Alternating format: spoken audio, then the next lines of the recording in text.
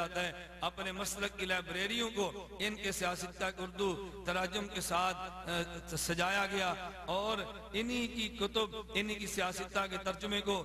مکتبہ رحمانیہ لاہور سے شائع کیا گیا اور ان کی بڑی اہمیت مسلک اہل حدیث علماء کے اندر موجود ہے. تو یہ نواب وحید الزمان صاحب اپنے کتاب ہدیۃ المہدی صفحہ نمبر 50 اور 51 پر وحدت الوجود کے نظریے کو لکھتے ہیں. پہلے اپنی کتاب ہدیۃ المہدی صفحہ 50 پر نظریہ وحدت الوجود کی تشریح کرتے ہیں اور اس کی وضاحت کرتے ہیں. اپنے نظریے کو بیان کرتے ہوئے جناب وحید الزمان صاحب لکھتے ہیں پہلے تو صوفیہ پر جو اعتراض تھا اس کا رد کیا. کہتے ہیں اما الصوفیۃ الوجودیہ ومنہم الشیخ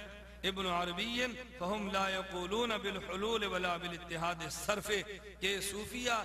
نظریہ وحدت الوجود میں حلول اور اتحاد کے قائل نہیں تھے کہ خالق اور مخلوق ایک ہے, اس میں کوئی فرق نہیں. اس کی وضاحت کرتے ہوئے آگے لکھتے ہیں بل یثبتون ذات اللہ سبحانہ بائنا عن خلقہ علی عرشہ, بلکہ صوفیہ اللہ کی ذات کو مخلوق سے الگ لکھتے ہیں. انما یقولون ان الحق عین الخلق من وجہ یعنی من جهة الوجود فإن الوجود واحد ووجود الحق وسائر الأشياء موجودة بهذا الوجود ليس لها وجود مستقل كما يقول المتكلمون إن هناك وجودان وجود الواجب ووجود الممكن وغير الخلق من وجه يعني من جهة الماهية والذات فإن ذات الممكن وماهيته تغاير ذات الواجب وماهيته ويفرون بهذا القول عما تفهمه العامة من أن النسبة بين الخالق والمخلوق كالكلال والكوز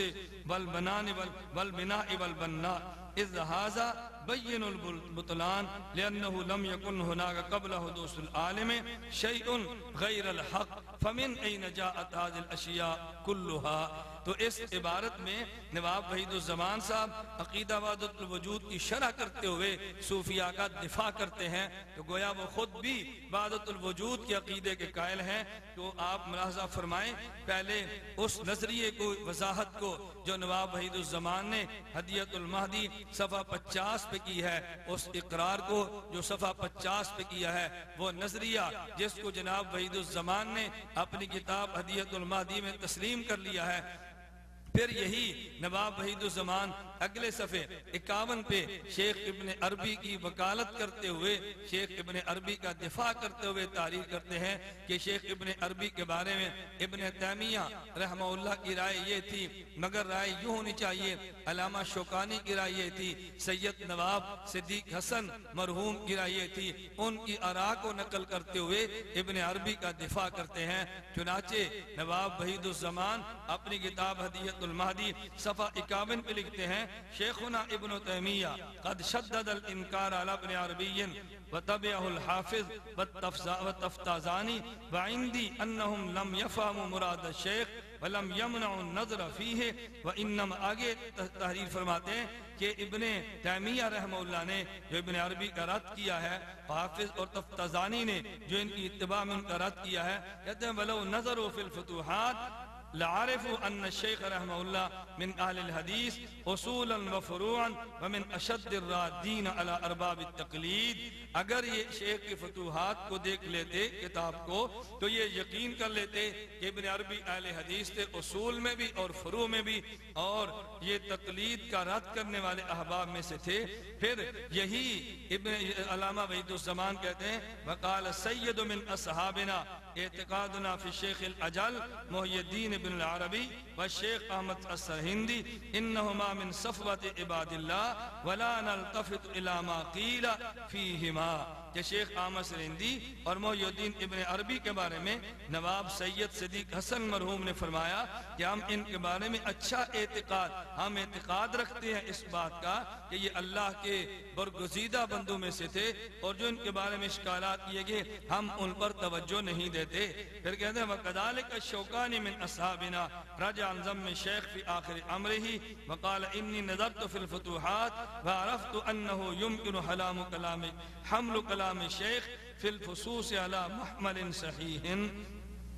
کہ حضرت علامہ شکانی نے جو پہلے حضرت شیخ کی مذمت کا فتویٰ دیا بعد میں اسے رجوع کر لیا اور فرماتے ہیں میں نے جب فتوحات اور کا مطالعہ کیا اس نتیجے پر پہنچا کہ شیخ کی خطاب خصوص کو اس کا صحیح محمل اور صحیح اس کا وہ شرع ممکن جب موجود ہے پھر ہمیں شیخ پر فتویٰ نہیں لگانا چاہیے۔ تو نواب وحید الزمان بھی نظریہ کے بھی قائل تھے اور ساتھ ساتھ یہ حضرت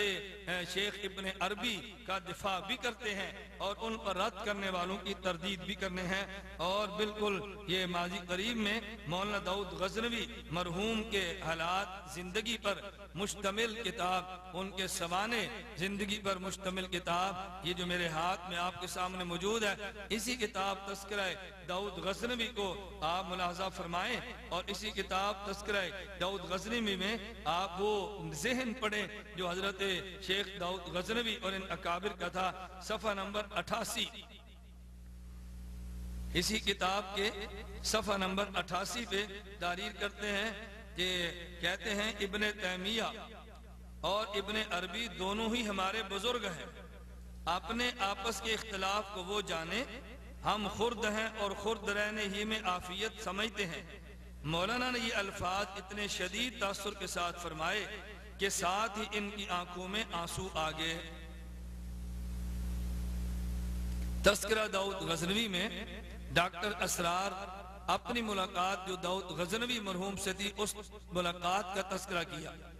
اور ملاقات کا تذکرہ کرتے ہوئے کہتے ہیں کہ جب ابن عربی کا تذکرہ آیا تو حضرت شیخ کی آنکھوں میں آنسو آ گئے اور اس قدر ادب کے ساتھ تذکرہ کیا کہ ابن تیمیہ اور ابن عربی کے جو اختلافات کے تھے وہ بڑے لوگ تھے اور ان کے آپس کے اختلافات تھے، ہم چھوٹے ہیں اور ہم ان کے اختلافات میں دخل اندازی نہیں کرتے۔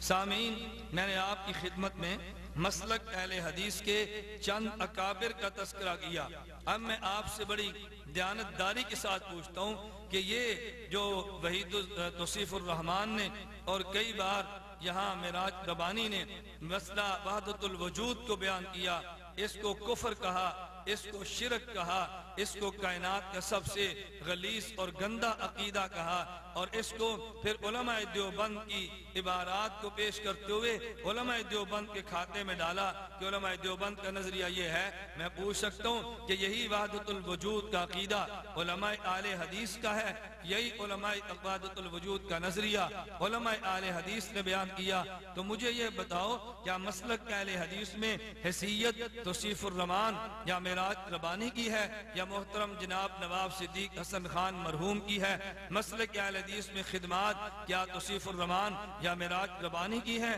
یا شیخ الکل فی الکل میاں نذیر حسین دہلوی کی ہے؟ مسلک اہل حدیث کی اشاعت میں کیا خدمات توصیف الرحمان اور معراج ربانی کی ہیں یا علامہ وحید الزمان کی ہے، شیخ الاسلام مولانا ثناء اللہ امرتسری کی ہے اور ان کے معروف بزرگ مولانا داؤد غزنوی کی ہیں؟ میں بڑی دیانت کے ساتھ کہتا ہوں توصیف الرحمان جیسے کئی ہزار لوگ مل کر بھی ان اکابر مسلک اہل حدیث کے پاؤں کی خاک کے برابر بھی نہیں ہو سکتے۔ ایک رائے توصیف الرحمان دے، ایک رائے معراج ربانی دے۔ تم نے آج تک کون سی خدمت کی ہے سوائے علماء دیوبند پہ کیچڑ اچھالنے کے؟ تم نے کون سی دین کی خدمت کی ہے سوائے فتویٰ بازی کے؟ تم نے کون سی دین کی خدمت کی ہے سوائے اس کے کہ تم امت کے عوام اور بھولے بھالے لوگوں کو دجل سے کام لے کے علماء سے دور کرو، فقہاء سے دور کرو اور اختلافات اور فرقہ واریت کو ہوا دو؟ کیا یہی تمہاری خدمت ہے دین کے لیے؟ تو تمہارے وہ اکابر جن کے سامنے تمہاری حیثیت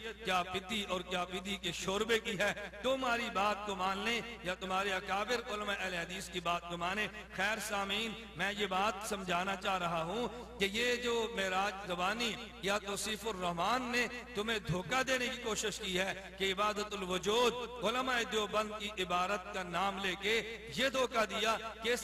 اس کے قائل علماء دیوبند ہیں، اس عقیدے کے قائل علماء اہل حدیث ہیں، مسلک اہل حدیث کے اکابر علماء ہیں، ان کی کتب میں عقیدہ وضاحت کے ساتھ موجود ہے۔ اگر یہ عقیدہ کفر ہے، اگر یہ شرک ہے، اگر یہ غلاظت ہے، اگر کائنات کا سب سے گندا یہی نظریہ ہے تو پھر جن اکابر علماء اہل حدیث نے اس نظریے کو لکھا، اس کا دفاع کیا، شیخ ابن عربی کی مدح کی ہے، تو میں توصیف الرحمان سے کہوں گا تم ذرا غیرت ایمانی کا مظاہرہ کرتے ہوئے ایک بیان نواب صدیق مرحوم کے خلاف بھی ریکارڈ کرا دو، ایک بیان تم میاں نذیر حسین دہلوی مرحوم کے خلاف بھی ریکارڈ کرا دو، ایک تقریر تم نواب وحید الزمان کے خلاف بھی کر دو، ایک تقریر تم اپنے بزرگ